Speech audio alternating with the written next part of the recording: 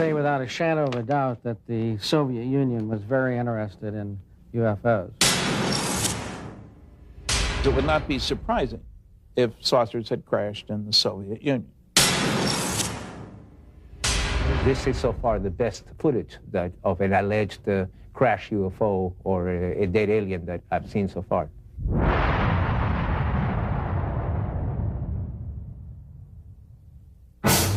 Fact 1. For over 5 decades, Western governments have been collecting information on UFOs in strict secrecy. Fact 2. So did their counterparts behind the Iron Curtain. Fact 3. Now that the Cold War is over, the truth is finally out. The notion that life from another world may have visited our own is an intriguing one. Many say that it is true, and that documentation exists to prove it, but that proof has been kept hidden from the public for over 50 years. With the end of the Cold War has come some intriguing, if not surprising, revelations. Western governments, apparently, have not been the only ones gathering information on UFOs in brutal secrecy. Hello, I'm Roger Moore. Join us now as we embark on an amazing journey of discovery, of international intrigue, and possible interplanetary visitation. Join us as we search for the secret of the century.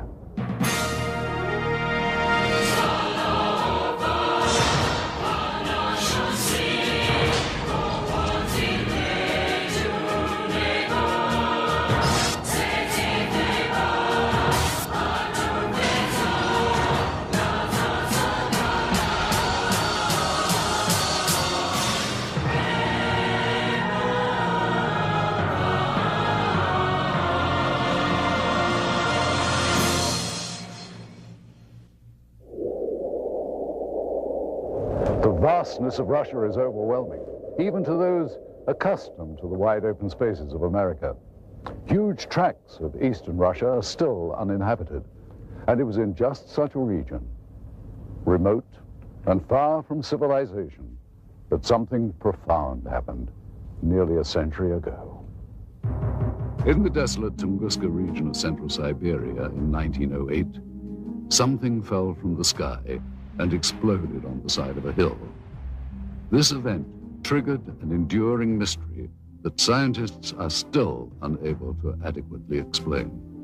There have been other well-known cases of UFO phenomena, but it was the Roswell incident that changed the way that government officials thought about UFOs.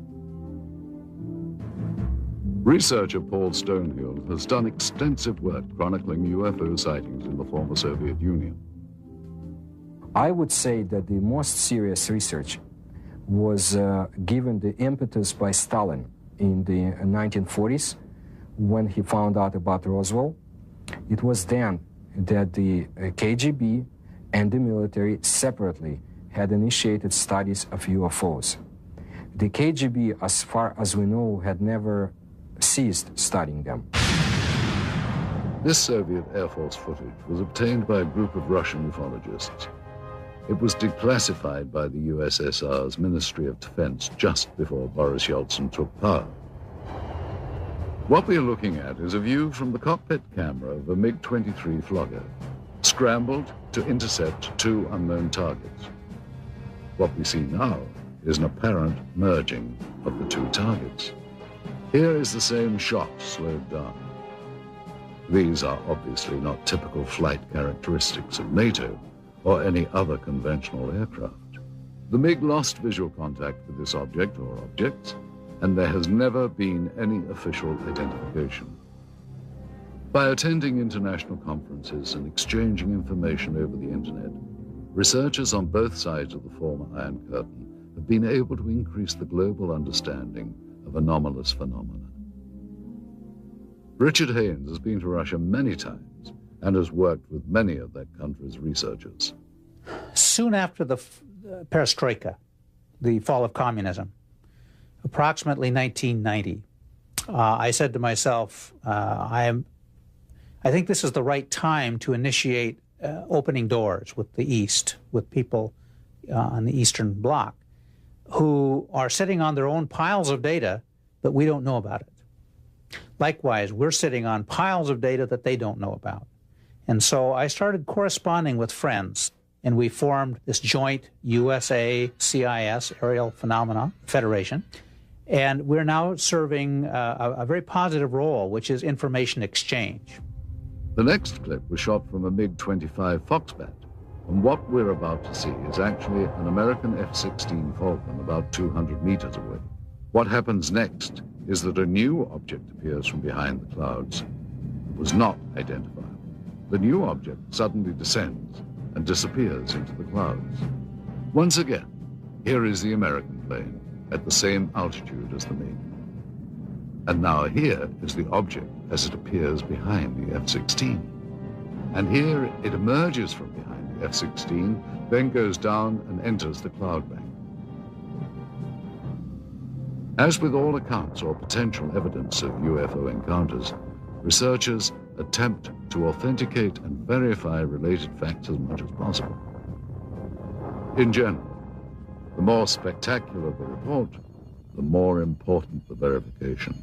I was intelligence officer for the Soviet military for over 30 years.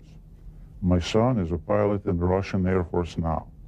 I can say for certain that there were numerous occasions where Air Force and Navy fighter planes intercepted what we thought were NATO aircraft, only to find that they were not airplanes as we know them, and not belonging to any nation on Earth. It's no secret we would send planes into their airspace. They would fly into our airspace. It's like a game, like a test, constantly trying to test the response of the other side. Only sometimes someone would get shot at. In this case, neither the Soviets nor the Americans seem to have any clue as to what this third object is. I'm telling you, even when you blow it up, it's impossible to identify. It appears to be about 4 or 5 meters across, moves with characteristics unlike any conventional plane. Now, in this final piece of footage, we will once again be looking at a cockpit camera view, this time from a MiG-21. The camera plane and 3 others were scrambled to intercept an unknown craft flying at very high speed, which is visible here as a large cylindrical-shaped object. And as the Russian planes close in, the UFO suddenly picks up speed and disappears. Here it is once again. You'll notice the cylinder seems to be traveling at about the same speed as the MiGs until about here. And then it seems to increase its speed, which, according to pilots, must have reached at least Mach 3 in about 10 seconds. A lot of this footage was declassified after the Soviet military failed to identify the object seen here. This one shows an interception attempt by MiG pilots. There were many cylindrical object interceptions that were reported and investigated. We were interested in the high-speed potential of these objects. The size of this one is estimated to be about twice the size of a MiG-21. With technology available to us and the Americans, it should not be able to move as fast as it does. Hey, this footage is still interesting because I don't think the Russians had any idea what they were dealing with here. Their fighters were at least as good as ours, and yet here is something that is completely beyond their capability to intercept. The acceleration rate of this thing is impossible for any aircraft that we know of. There was one tragic incident I know of occurring in the early 1970s, in which MiG-21s tried to shoot down an unknown craft flying over Western Russian airspace, which failed to respond to Soviet pilots. The pilots used standard intercept procedure to expel foreign planes out of Soviet airspace. When the craft did not respond, the pilots were ordered to lock on missiles. At that point, both jets were destroyed by some weapon not known to Soviet military. Both pilots perished. There was an effort within the Air Force to make it look as if the fighter planes collided, but investigators I knew personally at the time said it was not collision. They were shot down by something. The NSA intercepted a radio transmission that we were copied on. Apparently the Russians lost a couple of MiG-21s or 23s. They were trying to intercept something unidentified. All I know is it wasn't one of ours. You know, our department received a number of stories like this involving the Soviet military and UFOs. One of the most intriguing stories we came across was first told in the new book, UFOs in the USSR, by Russian author Veniamin Grigorievich Vereshchagin. One of the balls began going rapidly down, and after that there was a loud sound of an explosion. In a few days, a Sverdlovsk paper published an article which said that the explosion had taken place on the territory of a grain storage unit due to the carelessness of some workers. But the article also mentioned that the residents of this area had witnessed similar lights before that day. This is a copy of the Sverdlovsk newspaper from November the 29th, 1968. An article on the front page entitled Berezovsky Dreams, or What Was That?, gives the state-sanctioned account of what could have been the actual crash. Translated, the Russian copy reads, 5 glowing balls of light appeared over the horizon and started to move in the direction of the city.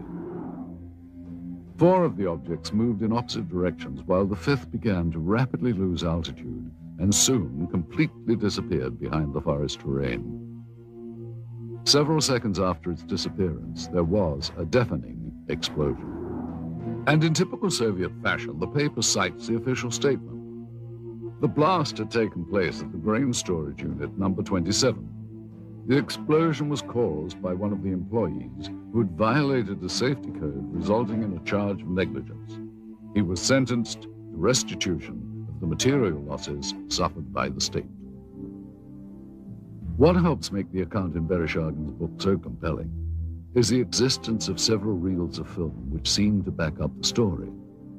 While rumors of such film first began circulating some years ago, it was not until Vereshchagin led us to the black market dealer in possession of these materials that we got our first look at what could be remarkable new evidence. If this film indeed corresponds with Vereshchagin's story, what we are looking at is the scene of the crash site in Berezovsky as viewed by a camera on top of a military truck. The focal point of this scene is here, and indeed appears to be a disc embedded in the ground. Here we see soldiers exiting the truck, led by a captain. The troops are met by another officer, this one a major, and then they join other soldiers and officers already on the scene. This footage is one of 4 reels of film acquired during our investigation. The 2 groups that have, without question, been exchanging information freely are the Russian and Western ufologists. It's with a sense of full cooperation that much of the formerly sensitive information has surfaced. At one end of the spectrum, the simple UFO sightings, which are often accompanied by film or video footage. At the other end are accounts of actual contact with alien beings, for which most bona fide researchers retain a healthy dose of skepticism. Interestingly, many psychiatrists and psychologists have placed considerably more credence in stories of alien abduction than ufologists.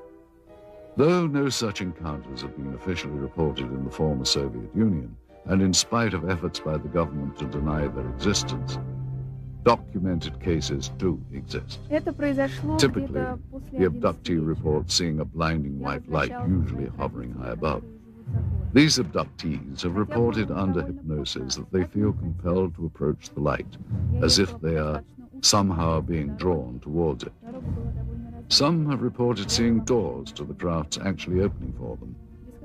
As with their reaction to the light, they feel compelled to walk through.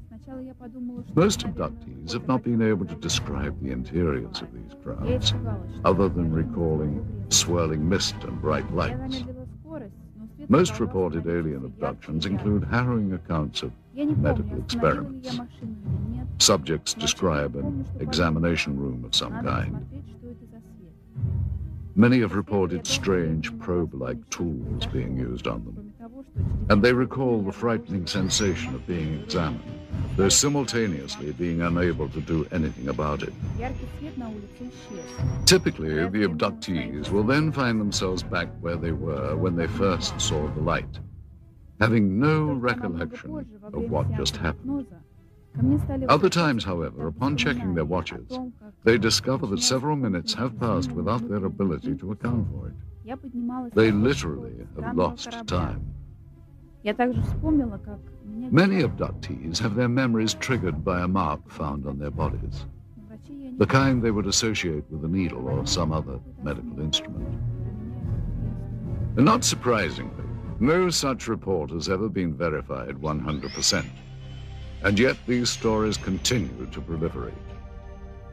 Are these people really being abducted by aliens, or, as some now claim, by members of a secret government agency?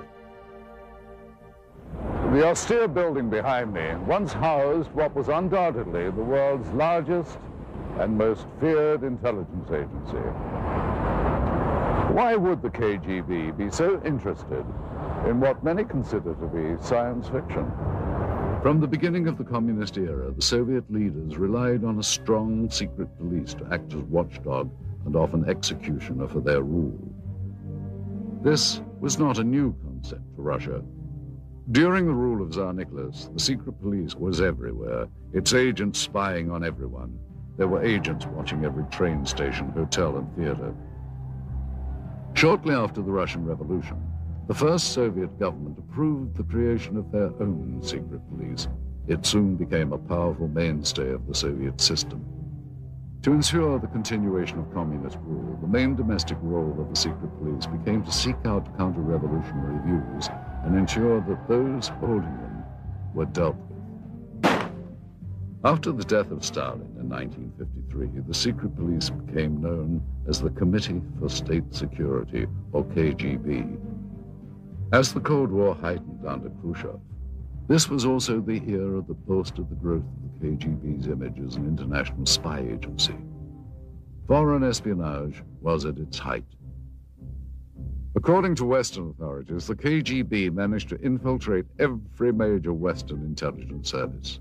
During the height of its existence, the K.G.B. was the largest secret police and espionage force in the history of the planet, with more than 300,000 agents. Its body consisted of 17 separate units charged with such concerns as counterintelligence, foreign espionage, and internal security. The division known as the Scientific and Technical Directorate was the unit responsible for the acquisition of top-secret technological information and materials, including those not originating on Earth. The government body that had the most interest in anomalous activity was very possibly the Soviet military. Did high-ranking officers of the Russian armed forces really believe they could gain a military advantage from UFOs? Though there has been much speculation on the exact nature of the Roswell incident and reports of actual alien beings, conclusive evidence of such encounters has proved elusive.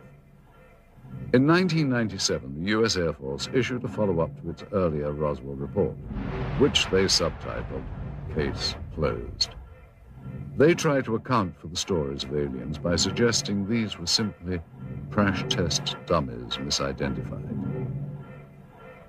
So it was with a sense of both excitement and caution that we examined the footage recently recovered in Russia. This reel contains images of what appears to be a scientific or medical examination of organic body parts. The individuals seen here appear to be forensic pathologists or biological research scientists. Speaking in Russian, they are seen inspecting the specimen, the leader of the procedure describing his actions and the measurements they are taking.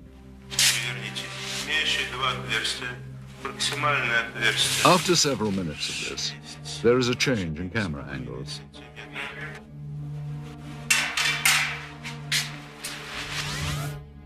Now we see the specimen being more extensively examined. Придерживайте инструмент.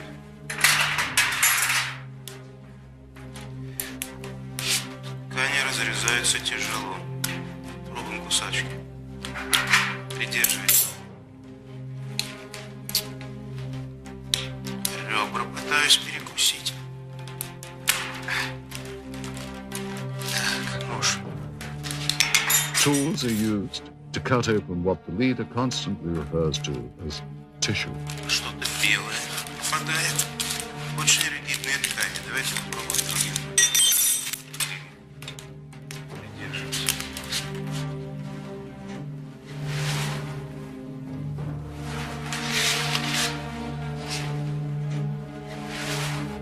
Вы не оцените этот воздух. Инструмент. Нет, пинцет. He also describes parts that are removed as resembling various organs. Записывайте, достаем внутренние органы, надрезаем похожую на клетчатку внутреннюю ткань. The camera angle changes again. And finally, the scientists are seen posing for the camera, holding up various samples of the dissection. If this footage is authentic, it represents one of the greatest scientific discoveries of all time. One must wonder where this film was shot and what happened to the specimen seen. If this is footage of a genuine scientific examination, what happened to the results? What did the Soviets learn, and what have they done with that knowledge? Did agents of the K.G.B have reason to keep this secret for so many years? Certainly there are more questions here than answers. Russia has had countless UFO sightings. Some have been explained, some have yet to be explained. The best known events are the Downogorsk and Tunguska incidents. Many UFO researchers feel that the most important Russian incident in terms of known crash recovered materials is the Downogorsk occurrence. Antonio Huneas agrees. It's the best documented crash because we do have the fragments. They have been analyzed. It was a small probe. It was not kind of a big object, but something crashed on a hill in Downogorsk in January of 1986. Witnesses described the object as a sphere of light streaking across the Pacific region north of Vladivostok. Investigators later recovered materials including balls of lead and iron, bits of glass, and a fine mesh netting, all of which were tested and are proven to be highly enigmatic. The head of the research team concluded that the Downogorsk object was most likely an artificial space probe of non-terrestrial origin. Russia's best-known event, the Tunguska sighting, is sometimes referred to as the Russian Roswell. In the early hours of June the 30th, 1908, peasants of the Tunguska River area in central Siberia watched in disbelief as a glowing round object with a fiery tail streaked across the morning sky. The object crashed in a remote region of pine forest, exploding in a brilliant ball of flame. Residual firestorms lasted for weeks and destroyed an additional 10,000 kilometers surrounding the crash point. Although the event preceded the atomic bombings of Hiroshima and Nagasaki by nearly 40 years, the aftermath of Tunguska was frighteningly similar to that of the bombings in World War II. The result was the destruction of an area larger than that of Los Angeles or Moscow. Oddly, upon investigation some 20 years later, no impact crater of any kind could be found. Researchers have formed various opinions of what actually happened. The most common beliefs are that it was a meteorite fall, a ball of lightning, or an earthquake. Many have cited that none of these answers are possible and that the phenomenon was more likely the crash of an extraterrestrial craft. It has been speculated that the governments of many countries throughout the world have been gathering information regarding UFOs. Nuclear physicist Stanton Friedman agrees. There's no question that military and intelligence groups overseas are collecting data, whether it's in Brazil or Australia or in England. So the KGB has collected information. I've talked to people who've gone to the Soviet Union who have obtained some of that information. I have met a Soviet cosmonaut and other researchers over there. There's no question they're interested. And again, the republics which used to constitute the Soviet Union cover a huge area. They too were monitoring the skies because they were afraid the United States was going to bomb them. So when you monitor the skies, you pick up UFOs, no question about it. During the communist reign, there was no official admission of Soviet interest in extraterrestrial activity. It has been only recently that this fact has been confirmed. The former secretary of the Commission on Anomalous Phenomena, Alexandra Petyukov, confirmed that an official state-controlled body did exist. В рамках этой комиссии, когда в силу своей деятельности она начала планомерный сбор информации. During the Soviet era, we started to regularly collect information from the public and received more than 15,000 reports. The thing is that the commission was an official public organization. It had an official address. Today, the mindset in Russia is far different from what it was during the communist reign. Under communism, they were told that UFOs didn't exist. But just the fact that they were told they didn't exist made people believe that they did exist, because the government was also denying. They were saying there was no crime in Russia and accidents didn't happen. You know, I mean, that everything was censored and given this rosy picture, which of course people knew better. It was in a small house on a side street near the Academy of Medical Sciences. The British and American spies met with informants throughout the 60s and learned of one of the most bizarre plots in the world of intelligence. During my involvement for a period of at least 6 years, Soviet counterintelligence operatives played cat and mouse with Western agents in Moscow who were interested in our advanced technology programs. Some new weapons and propulsion systems were being developed, and the CIA was using any means to get information from anyone involved with the project. Well, I was in Moscow for a year and a half. I had 2 other agents and a guy from the British Secret Service. We routinely debriefed 2 Russian informants who worked for the Ministry of Defense. We would exchange hard currency for information on new military technology. Some of this technology was definitely related to UFOs. One way we often dealt with such incursions was to feed false information through double agents to give American and British bad leads. Well, we knew the Soviets were onto something after we started getting all kinds of smokescreen intelligence. That was a sure signal that they were hiding something. It was an indication that they had recovered something near Sverdlovsk. They were keeping it very secret. Senior research scientist Dr. Richard F. Haynes believes the Soviets had good reason to be interested in UFOs. It's my understanding that the Soviet military has had a continuing interest in UFO phenomena for very, very many years. And the reason being that their air traffic controllers, their radar sites, their military pilots had been reporting things, just as ours had, and they had no explanation for them. And so the first possible explanation would be that it's a foreign nation test or espionage or something like that of a military nature. And if you're in the military yourself, then you take that very seriously and you explore it. This film footage certainly seems to depict interest by Russian military personnel in the object that is seen sticking out of the ground. Soldiers, officers, and civilian-clothed agents are deployed around the site, and they appear to be both guarding and examining the object. This is what we found on one of the 4 reels of film obtained in Russia.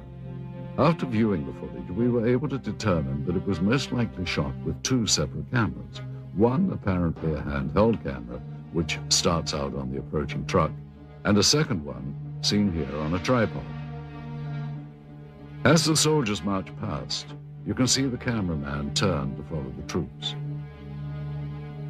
Here we cut to the other angle, the point of view from the tripod camera. And here you see the handheld camera as the truck pulls up. Both cameras change vantage points several times during the film, as if to get better views or perhaps under orders of a superior. From this angle, we see yet more troops arrive. Author Veniamin Vereshchagin describes the event. Весной же 1969 года рабочие местного совхоза In the spring of 1969, a collective farmer found some strange remains in the forest not far from Berezovsky и сообщил об этом, and reported that to the local security organs, те в свою очередь who in their turn обратились asked за the neighboring помощью military в division of соседнюю air военную defense часть troops, PVO, to provide assistance with the 7 investigation. On March 1969, two K.G.B officers examined the discovery site and sealed it off. Вы знаете, в дальнейшем события приняли более такой масштабный характер. По просьбе КГБ были привлечены On the K.G.B request, a Soviet army unit was brought to the discovery site, и в результате уже очень тщательных обследований были найдены After close examination of the place, they found some wreckage debris of a disc-shaped object частично. partially sunk into the ground. Поначалу органы безопасности предполагали, At first, the K.G.B thought that the debris американскому разведывательному самолету или came from an American spying plane or a Soviet spaceship. George Filer, a retired Air Force intelligence officer who was stationed at Langley, is not surprised the Russians were so interested in this object.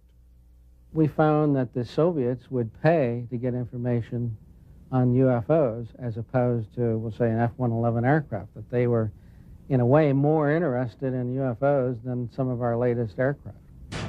And here you see the man who is probably the head K.G.B agent directing the cameraman to point his camera toward the disc. A total of almost 1,200 feet of negative were recovered just on this crash site. It is possible that more film was shot, but this is all that we were able to obtain. None of this film depicts the removal of the disc itself, and at no point do we see inside the object. From this angle, we do see the handheld camera shooting behind or inside the disc. However, that footage, if it was, in fact, ever shot, was not included in the cans of film we acquired. We can only speculate that it may still be at large. We must also speculate on how the object ended up here. Based on information from Vereshchagin's book and what we can see in this footage, we have created this computer-animated version of how researchers believe the crash may have occurred. The questions then become, where did this object come from and how did it come to crash here? And more importantly, what has happened to it since? With the change to a market economy here, many items never before available to Russians are finding their way to store shelves. Some point to this as evidence of a new prosperity. Others claim that this only fosters greed, not seen during the Soviet era. They say that everything is for sale in the new Russia, including state secrets and the spies who kept them. And I'm sure that this happened because I remember in 1991, 1992, there has been a lot of talk about the K.G.B files. It's quite possible that the files, some of the files, had been sold to the highest bidder. What is now modern-day Russia was once the core republic of the Soviet Union. Prior to its breakup in 1992, the USSR was the world's largest country, stretching from Eastern Europe into Asia. In addition, the USSR had direct control over the Eastern European countries of Romania, Bulgaria, Hungary, Czechoslovakia, Poland, and East Germany. The boundary of these countries was for years referred to as the Iron Curtain. For decades, its military power influenced events throughout the globe. The single most important event in Russian history was the revolution of 1917. The Bolsheviks changed the country from a monarchy to the world's first communist state. In the late 1920s, Joseph Stalin transformed the country even more by regimenting every aspect of daily life, and still managed to brutally stomp out his opposition. While the USSR was allied with the West during World War II, the years after the war ushered in an era of mistrust that came to be known as the Cold War. This new relationship chilled ever further in August of 1949, when the Soviets exploded their first atomic weapon. The Western powers, including the United States, viewed the USSR as the world's greatest threat. In its ongoing competition with the West, Russia's greatest victory occurred in 1957 under the leadership of Nikita Khrushchev. It was the beginning of the space age. As the first nation into space, it's not surprising that in the years to follow, the Soviets would become increasingly curious about extraterrestrial life existing in our galaxy. Despite their early victory in the space race, back at home, the standard of living and the country's lagging economy weighed heavy on the minds of the Soviet citizens.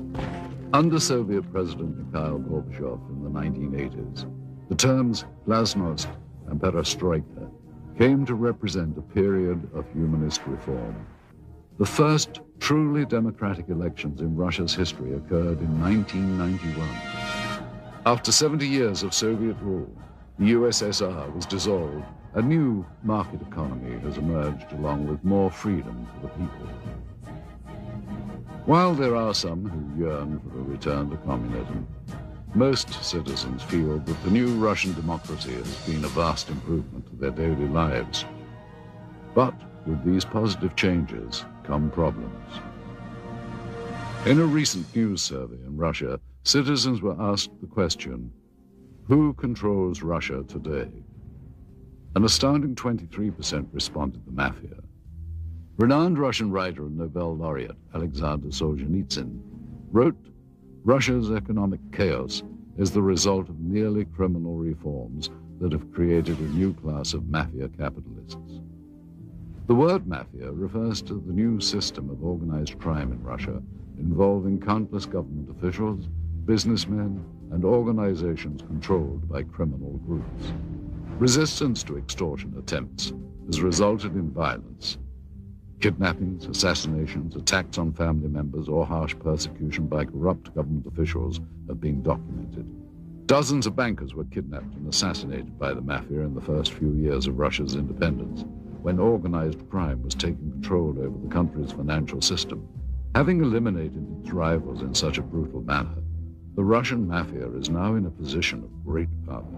What the future holds for the Russian Republic is uncertain. What is certain is that in the next Russian elections in the year 2000, the interests of big business and those with money will be well represented, and undoubtedly so will organized crime. Mafiocracy, as it has been called, might become the totalitarianism of the new millennium. With the collapse of the Soviet Union, many changes have come to Moscow and the rest of Russia. Gone is communism and the strict controls that once governed daily life here. Please understand, Russia has always been a secret society. Just recently, we found out that the secret police had kept records on UFO phenomena, and some of them had been released only recently. Some, not all, coming to light now. Case in point, the intriguing film footage we had acquired. Proof, some say, of alien visitation. Being that this material is of such sensational nature, we had many questions regarding its history. Little information was provided us by the black market dealer from whom the film was purchased. It is likely that such materials were kept stored in a holding facility, a vault located beneath K.G.B headquarters perhaps, reserved only for those with the highest level of security clearance. Kept safe in underground storage for decades, the film was probably only handled by a select few who would have known of its existence. After the collapse of the Soviet system, there was a transitional period marked by confusion. Accountability to the old regime dwindled, and closely guarded property lay vulnerable to the changes sweeping through the crumbling Union. Those with connections under the old regime found themselves perfectly positioned to exploit the situation. There was a lot of chaos when the Soviet Union, disintegrated. In my opinion, at that time, it was very easy for an, agent with brains to get his hands on such files and sell them here. So it would be conceivable that documentation might be obtainable through similar sources to provide authentication of the film. Though most leads proved to be ultimately unproductive, we found that with perseverance, money, and a bit of luck, it is possible to acquire classified Soviet documents. Using a hidden camera, we recorded numerous meetings over a period of months in which we attempted to obtain relevant materials. This transaction between one of our Moscow contacts, an interpreter, and a local black market dealer proved to be one of the more successful ventures. The location of this meeting is a textile factory in the Sokolniki district of Moscow. This office is that of the Russian entrepreneur who owns the plant and is used for both legitimate and illegal business. After introductions and some initial small talk, the American buyer asks the interpreter if the documents are on the premises. Are the documents here in the answer that you have? Вон Баркер спрашивает, документы у вас с собой? Юра, ты мне задал сложную задачу. Достать такого рода документы было очень просто. Я понимаю, именно поэтому мы обратились к вам, потому что Федор очень рекомендовал вас тому лучше. Конечно, я знаю нужных людей, знаю, как достать такие документы, но это было совсем небезопасно. What's his address here?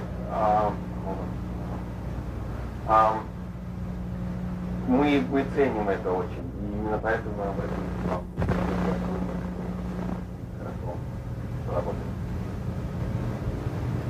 The businessman tells him that he has had difficulty in obtaining the documents and the price has gone up. He is told that it is impossible to come up with any additional money. Да, мы договорились, ты должен понять, что достать такого рода документацию это совсем небезопасно. Не, я понимаю, we only have 10,000. Да, у нас только 10 тысяч, понимаете, в этой сумке. Ну, не знаю, 10 тысяч. Но мы договаривались с вами. Первоначально. Да, мы договаривались, но... I mean, I can't go out and... Это очень сложно. Нет, я это понимаю. Я понимаю, я отлично понимаю, но вы понимаете, здесь вот в данный момент находится только 10 тысяч. Мы не можем сейчас найти где-то еще вдруг никто не сегодня 5 тысяч. After consultation with his associate, the seller finally agrees to honor the original price. Давай, бабки, ладно. The files are then removed from a safe and given to the interpreter to inspect.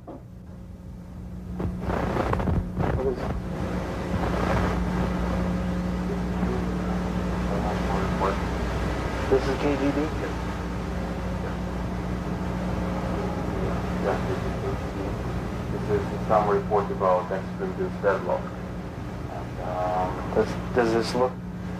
Do you think this is... Он просто хочет убедиться, что документы подлинные. Конечно, official K.G.B. After inspection of the documents and a cursory verification of their authenticity, the transaction is completed. Okay, well, we should pay Mr. Chevalier and... Money changes hands, and what was once property of the state now becomes much sought-after evidence for UFO researchers. What made this transaction so successful was that among the pile of documents acquired, several were extremely enlightening, including a top-secret K.G.B report on Operation Sverdlovsk Midget and a request for military assistance from the Soviet Ministry of Defense. While the ability of Western governments to keep secrets is hotly debated, One thing seems certain. Behind the Iron Curtain, secrecy was standard operating procedure. Here, under the Soviets, freedom of the press and government accountability to the public were virtually non-existent. Many believe that the American government has had more than a casual interest in the possibility of extraterrestrial presence since early in the 20th century. Certainly since reports of flying discs in Roswell, New Mexico in the late 1940s, U.S. Defense Department and intelligence community involvement in the investigation of UFOs has been documented. Aside from the former Project Blue Book and 2 recent Air Force reports attempting to close the case on Roswell, there has been little made public by the government regarding its interest in UFOs. One organization that apparently did study UFOs was the Central Intelligence Agency. Since the Cold War era, it has been alleged that the CIA has actively sought after, on a priority level, the acquisition of any Soviet information that relates to alien contact and technology. One person who confirmed such allegations is this man. An agent with the CIA for 6 years, his area of expertise was Russian interest in anomalous activity. Though now employed in the private sector as a security analyst, he has asked not to be identified due to the sensitive nature of both his former status and his current position. I joined the CIA in 1989, straight out of college. My mission was to monitor and infiltrate the Special Sciences Section of the K.G.B., a unit of Directorate T, which was a division of the First Chief Directorate. Special Sciences Section's goal was to obtain, analyze, interpret, and exploit any extraterrestrial knowledge. The Special Sciences Section was extremely interested in a number of reported UFO crashes over the former Soviet Union and the Eastern Bloc countries. From the intelligence that our unit was able to obtain, they had recovered at least one portion of a former crash site over the Soviet Union. This former agent was able to confirm interest not only in the 1968 crash near Berezovsky, but in other Soviet attempts to recover UFO documentation and technology. Ever since Stalin had been in control of the Soviet Union, especially in the post-World War II years, he was determined that if there were any technological gains to be made from extraterrestrial technology, that the Soviet Union would be the sole possessor and sole beneficiary of those technologies. Due to the change of power in the former Soviet Union, many believe that much of the formerly unattainable information from the Cold War era may now be in the hands of the U.S. and British intelligence agencies. Since the early days of the space race, the U.S. and Russia made many independent breakthroughs. However, some of the new discoveries on both sides were undoubtedly obtained through old-fashioned spying and subsequent reverse engineering. Since the dawn of modern civilization, obtaining a rival's technology and adapting it to one's own uses have been the cornerstones of military and industrial espionage. This practice of dismantling another's hardware, discovering its secrets, and adapting it has become known as reverse engineering. Since the infamous Roswell incident in 1947, it has been purported that the source of much modern U.S. military technology has been not of this earth.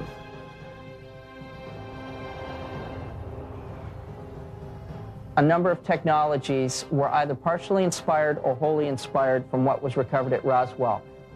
It's amazing that when you look at the profiles from both the sides and from dead on, how close to stealth technology and spy plane designs that the Roswell ship resembles. We firmly believe that she is the design Rosetta Stone and the holy grail for aerospace design technology. According to witnesses and UFO researchers, debris supposedly collected from the site indicated a technology superior to any existing on Earth during the post-war years. The possibility exists back in the 40s that because all this new technology came out of Germany, we had scientists from Germany that either we were testing new advanced concepts to us at the time, these rocket engines, which were brand new to us, or this was some kind of smokescreen, if you will, to hide or to put the Russians off guard, make them think we were further along than we really were. And there's been, a history of misinformation on both sides trying to keep each other off guard, and that very likely is one of the possibilities. If it wasn't Roswell, we're probably doing it some other place. Such advances as the Hubble telescope and the Super Arbec missile engines are rumored to have benefited from alien reverse engineering. In addition to Roswell, there is another name heard frequently with regards to reverse engineering. A military facility located in the Nevada desert, commonly known as Area 51. One theory is that Area 51 is the hub of alien reverse engineering. But is the United States the only military power to have engaged in this secretive development of military technology? Or did Soviet military and intelligence organization reverse engineer technology from alien spacecraft that may have been recovered in Russia? Do the Russians have their own version of Area 51, located somewhere in the uninhabited parts of their vast country?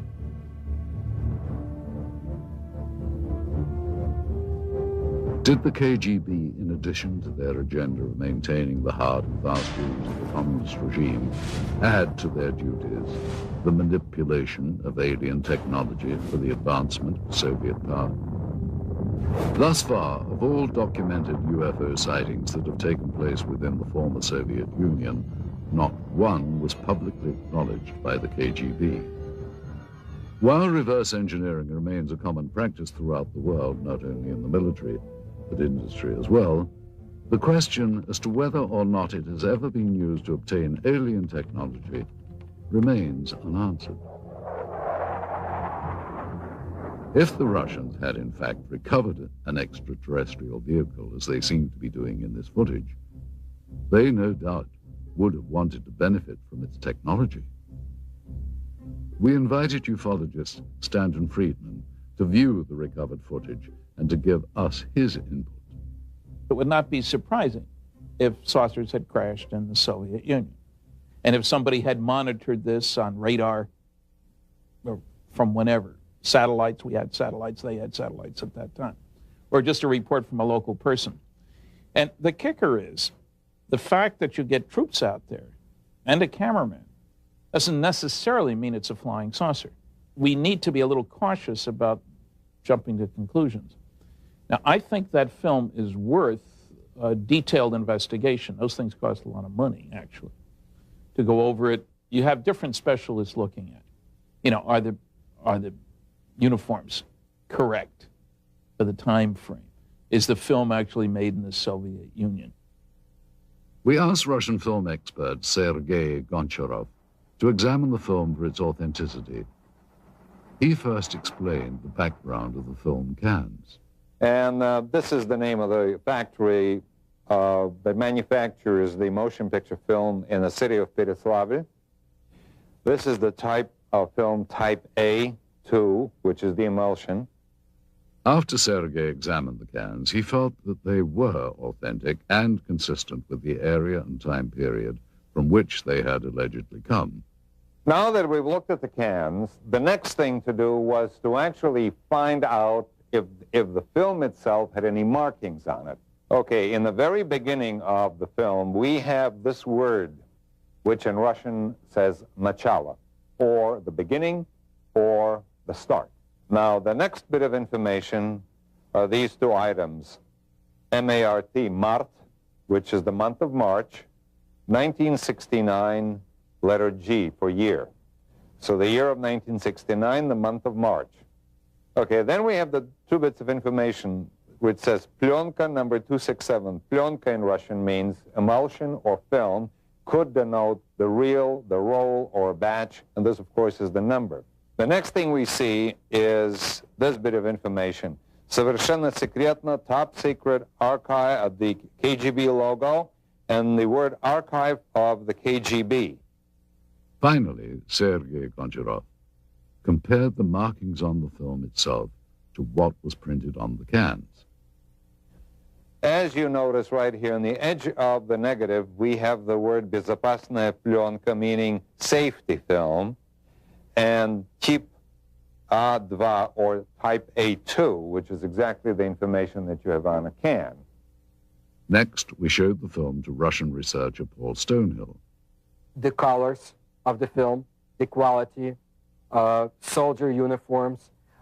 Somebody would have to go into special, to make a special effort to make a film that feels like something that was made in 1960s.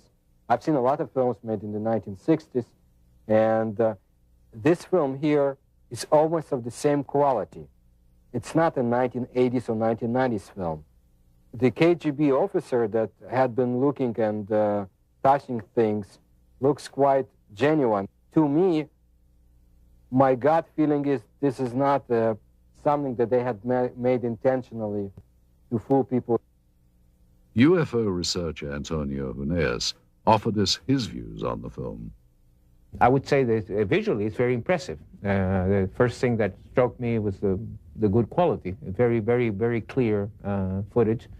You see, of course, it wouldn't be impossible to duplicate, as a hoax. You would have to hire some actors and so on.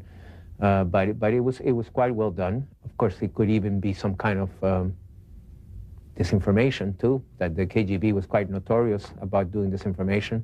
For what purpose, I don't know, but they might have done some kind of training film or something to, of course, if it was disinformation aimed against the Americans or something, we never heard of it, so that's also dubious. Finally, while Mr. Huneeus felt that the film required more investigation, he was impressed and intrigued by it.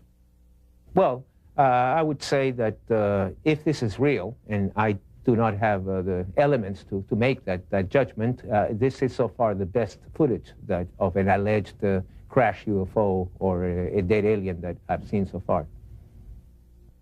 To appreciate the difference in attitude here with respect to such unconventional science as the study of UFOs, it is important to understand some of the cultural contrast between Russia and the West. For hundreds of years, Russian culture has been steeped in religion, mysticism, and superstition. In the times of the Tsars, it was not uncommon for there to be an official court mystic, the most famous of these being the priestly soothsayer Grigory Rasputin during the reign of Tsar Nicholas. Even though religious expression was suppressed, it is now making a resurgence, and the many places of worship in Russia are once again housing congregations and becoming a big part of daily life. Russians seem to have an open-minded attitude towards the paranormal and such unconventional sciences as the study of UFOs. During the Soviet era, some of those voicing their beliefs in extraterrestrials were subjected to criticism and censure by Soviet officials. Russian author Yuri Alexandrovich Fomin claims that he has had such experiences. I was summoned to the regional party committee and asked to deliver a lecture on UFOs for the employees of various scientific research institutions. I agreed. After that lecture, the head of the regional party committee suggested that everyone present should take a stand and subject my lecture to criticism. But that didn't happen. All the people who listened to my lecture would say, "This is sort of interesting. This needs to be studied and examined." And then the head of the party committee said, "You're here to express your agreement with the official reaction to this kind of lectures. And you instead are trying to make sense out of the facts." While the communists said they weren't interested in UFOs, many around the world were. Some claim that sightings date back hundreds, if not thousands of years. Much like their American counterparts, many modern Russian citizens are very open to the possibility of the unusual. Many people become victims of tabloids, like Americans today. However, so much information had been collected, and people read about it in underground magazines, have heard about it, that they believe in the extraterrestrial explanation of UFOs, not so much time travel, but as the extraterrestrial. And people in Russia also are more cynical than the Americans in their approach to information simply because everything was a lie. Both Americans and Russians believe they have been lied to by their government about many things, including extraterrestrial research. When Russian researchers headed by former Soviet naval officer Vladimir Shasha petitioned the Soviet government for official records regarding UFOs, they too were met with a lack of cooperation. We sent an inquiry to the archives of the Ministry of Defense and to the archives of the KGB. We got a response that neither KGB archives nor the archives of the Ministry of Defense have any data regarding this incident. If there is mistrust of the government by Russian and American citizens, it's not without good reason. For Russians, it was more than 70 years of communist rule. For Americans, there has been a steady erosion of trust over the last 30 or 40 years. For Americans, the knowledge that their government was not being honest began in the 1960s, when the war in Southeast Asia escalated with secret bombing campaigns in Cambodia. In the 1980s, arms were sold to support the Contra anti-communists in Nicaragua, in violation of U.S. law and without public knowledge. God bless America. It's no wonder that many American and Russian citizens doubt the honesty of government officials. How paranoid is the belief that their governments could withhold knowledge of extraterrestrials? Despite officially denying interest in the possibility of extraterrestrial visitation, the governments of both the US and the Soviet Union have, without question, been interested in what lies beyond our own planet. Man has always been intrigued by the notion of life elsewhere in the galaxy, and both the American and Russian space programs represent a considerable investment to explore the unknowns of our universe. At the close of the Second World War, the United States, now the preeminent world power, turned its eyes from defeating Hitler's Germany to a new rival, the Soviet Union. With Russia's detonation of its own atomic bomb, the United States realized they now had an enemy who wielded the same degree of power. During the Truman administration, loyalty oaths taken by government employees became a common practice, which would eventually lead to the ugly communist witch hunts of the House Un-American Activities Committee. Winston Churchill's pronouncement that Eastern Europe was now behind an Iron Curtain gave birth to a new term for this confrontation between East and West, the Cold War. With fear dominating the United States, paranoia over potential communist influence took the form of weird invaders from other planets. The possibility of a Soviet invasion was too frightening to contemplate. Helmeted men from Mars launching an all-out attack on Earth, however, was another matter. Therefore, Americans retreated to dozens of science fiction films that were thinly veiled warnings against the Red Menace. With Chuck Yeager's historic Flight that broke the sound barrier, the next frontier to conquer would be the stars. This set off a global competition between the world superpowers as to whom would get to the heavens first. It became known as the space race. To meet the demands of such technology, NASA, the National Aeronautics and Space Administration, was formed in 1958. The space race would nearly end in defeat for the United States, however, with the launch of Sputnik. The U.S. feared if the Soviets could launch a probe in space, would missiles launched from that probe be far behind? When cosmonaut Yuri Gagarin made his historic orbit around the Earth in 1961, he became the first man in space. The United States realized their only hope of beating the Soviets was to have the first man on the moon. And in this dream, they would find a passionate champion. It was President John F. Kennedy's promise to have a man on the moon by decade's end that shot the space race into another dimension. It would not be until Neil Armstrong's historic first lunar step on July the 29th of 1969, however, that Kennedy's dream would be fulfilled. In years to come, the cumbersome NASA rockets would give way to the more streamlined and modern space shuttle. Even before the fall of communism, a new unity would develop between Russia and the United States. The petty rivalries of the past gave way to a new cooperation which would culminate in the joint Russian and American crew of the space station Mir. Modern astronauts like Dr. Michael Foale would make history working with their Russian counterparts in space. At long last, the demons of the Cold War had been silenced. The first human beings in space were Soviet. Were the Russians also among the first to encounter beings not from this Earth? This footage, which seems to depict Russian pathologists dissecting what appears to be a non-human life form, requires further analysis. We once again asked Stanton Friedman for his comments. I don't know what to make out of it. I'd certainly say it's worth further investigation. By my standards, it's in my gray basket. Not black, not white, maybe. Worth following up on. We then asked film expert Sergei Goncharov if he thought that the film's characteristics on this reel were consistent with the time period from which it was supposedly shot. It certainly is consistent with the information on the can. It is negative. It's got the negative perforations. It's exactly what the information on the can indicated.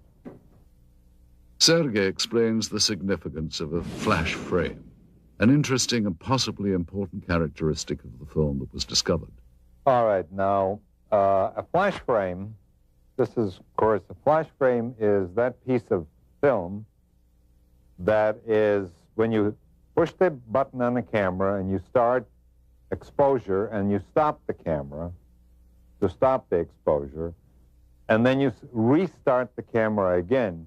By virtue of inertia, the camera will sometimes expose either a flash of light, or if you point the camera away from the person in front of it, you will see some other subject matter. Those flash frames appear between the takes and sometimes show things and people that are not part of the scene itself. You have people that have nothing to do with the information that you've seen on a film before or after. Again, an individual in uniform. You see these people performing a procedure. You have somebody in civilian clothes, people that you have not seen before, as this is in a flash frame segment, which was not meant to be as the procedure that was being photographed. Mr. Goncharov concludes that while the film's stock and camera techniques are consistent with KGB and Soviet government films of that period, he feels that the discrepancies with the subject matter require closer scrutiny. Anytime you have subject matter of this type, any additional investigation is worthwhile. Absolutely. Stanton Friedman was further intrigued by the medical techniques in the film. I don't know what to make of these guys with what seem to be medical instruments, certainly in a medical facility, judging by the stuff on the wall. And it's interesting that you can see their faces, which is interesting from two different directions. You can tell their identity if you could find people that look like that. And they're apparently not afraid of contamination, ingesting anything toxic. Now, that could be that they'd already gone through this routine and somebody had said, hey, there's nothing bad here. We then showed the film to Dr. Annette Ryan, a former lieutenant colonel with the Army Institute of Pathology. The first thing that I notice is the way the doctors are dressed. They're dressed in these pristine white lab coats, and I think it would be more common for them to be dressed in scrubs or even butcher aprons, unless, of course, they know that they're being filmed and they want to look good. They also look very young, but that is consistent with forensic examinations, and that's because senior medical staff usually don't get involved in this type of procedure. I also notice that they're wearing rubber gloves, but they're not wearing any other protective gear. They're not wearing goggles, they're not wearing masks, they're certainly not wearing any biohazard suits. I would assume that's because they're not concerned with contamination. And this, of course, is typical of Russian-Soviet medicine. I mean, when we think of Chernobyl, just remember back that there was a terrible lapse in any type of protection. It certainly would not happen in the United States. I mean, it would be unheard of. Next, Dr. Ryan commented on some of the specific medical procedures.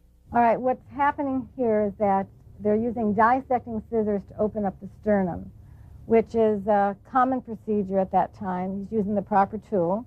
The way they're holding and using the various tools looks correct, which indicates to me these people know what they're doing. I would say there's little doubt that these are actual Russian medical people. Now, if you look closely at this procedure here, which is repeated several times in this footage, what they're doing is removing a piece of material. The one doctor refers to it as an organ or resembling an organ. Then the diener snips off a small sample which is placed in a specimen jar for later analysis. Well, that's exactly what would be done in a forensic case or in the case of scientific research, for instance, if some new species had been discovered. They would remove very small pieces for later chemical and microscopic examination. The lead doctor also mentions a structure he describes as resembling ribs.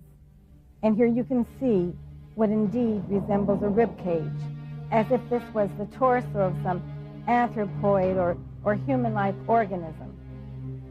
Finally, though Dr. Ryan was unable to identify the subject matter, she believes that the techniques were consistent with those practiced in the Soviet Union during the late 1960s.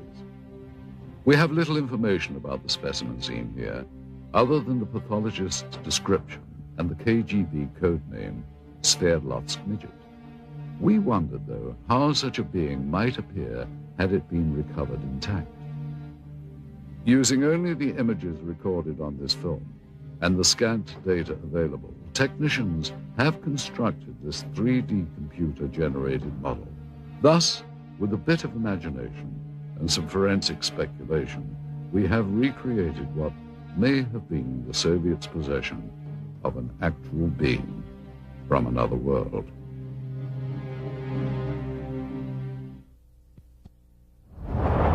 Information leaked from intelligence sources in the West indicated a belief that the Soviets were actually attempting to reverse engineer something not manufactured on this Earth. Whether we'll ever know the full truth about the supposed UFO crash in Beryozovsky, one thing seems certain. If agents of the K.G.B. or any other branch of the Soviet government did recover parts of a craft made by alien beings, they would have been extremely interested in examining all the materials very closely. No doubt Soviet scientists would have wanted to determine if the parts of the craft were truly of extraterrestrial origin. They would have inspected each piece down to the microscopic level and tested for various physical and chemical properties. And of course, they would have wanted to take advantage of any new technology they could gain from the recovered materials. We are unable to solve the puzzle of their physics. Our physics is based on quantum mechanics. Theirs is based on parallel worlds, a different kind of paradigm, a different understanding of history. It is similar to the effect of a TV set or a video camera would produce on people in the time when Pythagoras lived. Pythagoras would not understand it. That is the gap between them and us. That's why, however hard our engineers or technicians would try to decode their technologies, they would fail.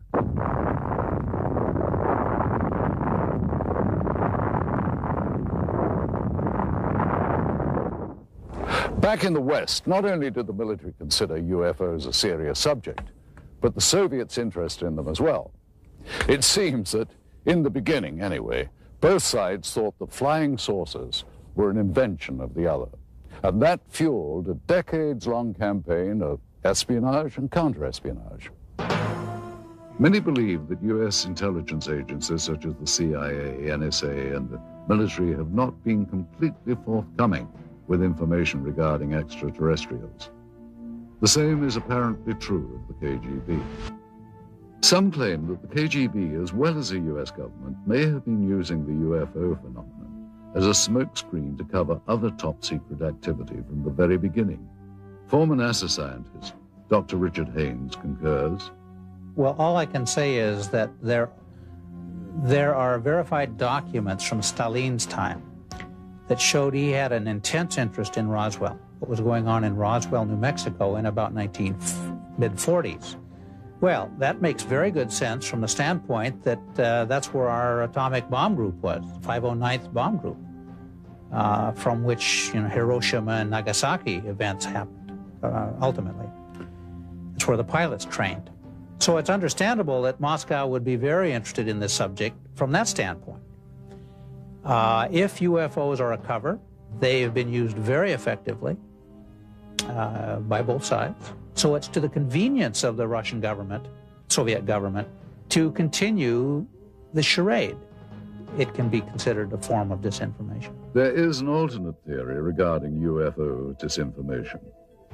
Many researchers believe that the government may be intentionally drawing attention to the less credible, self-proclaimed ufologists as a means of lowering the perceived credibility of all UFO research. Alien abductees and conspiracy theorists are most often the least believable, and at the same time, the most visible. Russian rock and roll singer Natalia Medvedeva claims to have known several people that have had contact with aliens. One guy died, another got paralyzed, the third one became a heroin addict and could not overcome it. Sergei Borisovich Proskuryakov is a Russian researcher who has studied anomalous phenomenon and pyramidal constructions. His beliefs may also seem unconventional. When I lived in Minsk, a K.G.B officer came to see me. He filmed all the documents I had. I couldn't escape anywhere. I believe they ended up in the K.G.B archive. I have information that my researchers of interest not as much for K.G.B or CIA as for presidential structures in the USA. Are individuals like these truly informed? Or, as some believe, convenient foils for government agencies with an agenda of suppression? Either way, their outspoken beliefs serve to discourage further investigation and make it much easier to simply write off any UFO account or evidence as nonsense. Most genuine researchers, however, believe it is imperative that all potentially genuine encounters with extraterrestrial intelligence be studied carefully. If something not from this earth had been recovered, it would have been brought to a classified military base high in the Ural Mountains, where super-secret operations have been conducted since the Second World War. This incredible footage depicts members of the Soviet armed forces and what are believed to be 2 K.G.B agents inspecting and recovering a crashed flying saucer. Russian author Veniamin Vereshchagin has an idea of the final outcome of this operation. Насколько мне известно, обломки аппарата. As far as I know, the debris and their organic parts were taken to Mytishi, где предположительно были сделаны, where the apparatus was disassembled, analyzed, and then back-engineered. Неизвестно, что произошло с органическими останками. As for organic parts, но я имею сведения о том, что они были перевезены в дальнейшем. I heard they were taken to Moscow. What happened afterwards, I don't really know. His story seems to be backed up in part by one of the people who claims to have been involved in the operation back in 1969. We found ex-KGB staffer Pavel Alexandrovich Klimchenkov living in seclusion in the Bryansk region of central Russia. He remembers the strange wreckage found in Beryozovsky. At first, everyone believed that those debris were parts of some novelty aircraft manufactured in the United States or England. But having done some measuring and material analysis, we came to the conclusion that none of the domestic or foreign manufacturers known to us could have produced this apparatus, at least not in the conditions existing on this planet. It was then that an order came to transport the debris to the base in Mytishi near Moscow. Together with several other officers, I was assigned to provide safety and security to these materials during their transportation. In attempting to verify the authenticity of this evidence, we have had the footage and the film itself examined by several experts. We also carefully studied the documents we had procured, which lent further credibility to what we had been told. Among the most telling was this top-secret K.G.B report specifically referring to Operation Sverdlovsk Midget and describing in detail the recovery operation at Beryozevsky. This document mentions the crashed disc, the organic remains, and the filming itself. There was also this secret order from the Soviet Ministry of Defense requesting assistance from military unit 67527. We looked closely at such elements of the footage as the uniforms and the arm patches worn by the soldiers. These patches seem consistent with the patch worn by such Soviet Army air defense companies as military unit 67527. They're all wearing winter coats, which don't appear to have much in the way of insignia on them. And that is not out of character for the winter coats. They would generally not contain much in the way of identification. These are all members of the same unit. I can see that the weapons are AK-type weapons. The main battle weapon of the Russian army, even up through today's date, is the automatic Kalashnikov weapon. Yeah, it's clearly an AK, fixed stock, birch stock, no muzzle brake, milled receiver, no question about it. That also seems to be consistent with the muzzles of the weapons that I can see in this film. In addition, we had notes from the scientific examination of the recovered organic specimen, which seemed consistent with the soundtrack of the dissection footage. With so many elements in seeming consistency, Vereshchagin's story becomes even more tantalizing and perplexing at the same time. Is it possible the Russians actually recovered an alien craft and its occupant 3 decades ago? If members of the Soviet Army had knowledge of a supposed UFO crash, then what happened to these individuals? And if they can't be found today, why not?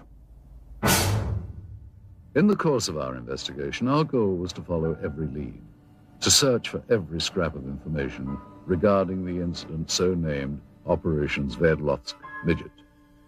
The tenuous paper trail we have reconstructed using recovered government documents led us eventually to a lab of the former All-Union Scientific Research Institute of Biology. In attempting to obtain records on the individuals depicted in the dissection footage, we turned up these additional documents. 3 death certificates, all dated March the 24th, 1969, within a week after records indicate the examination was performed. Cause of death for all 3, cerebral hemorrhage.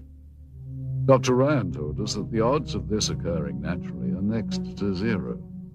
The former state-run institute is now a private teaching center known as the Moscow Medical Institute. That this is the same facility as seen in the film footage becomes obvious with a comparison of such fixtures as the stonework tables and the distinctive tiling on the floors.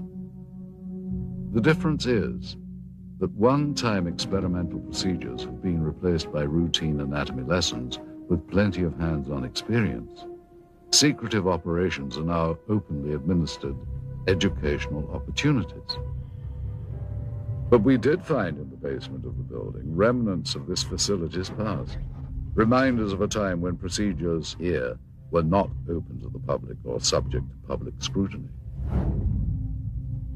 What were the Soviets experimenting on in decades past at the Research Institute of Biology?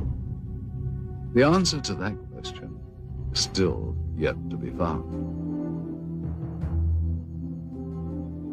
Indeed, many questions about the film footage and the alleged Operation Sverdlovsk Midget remain unanswered.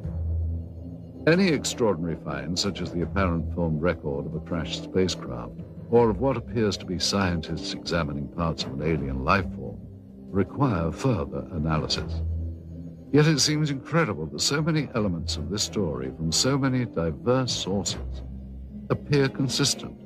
The original account as told by researchers and witnesses, the recovered documents, and of course, the film. We have to ask, is this footage genuine?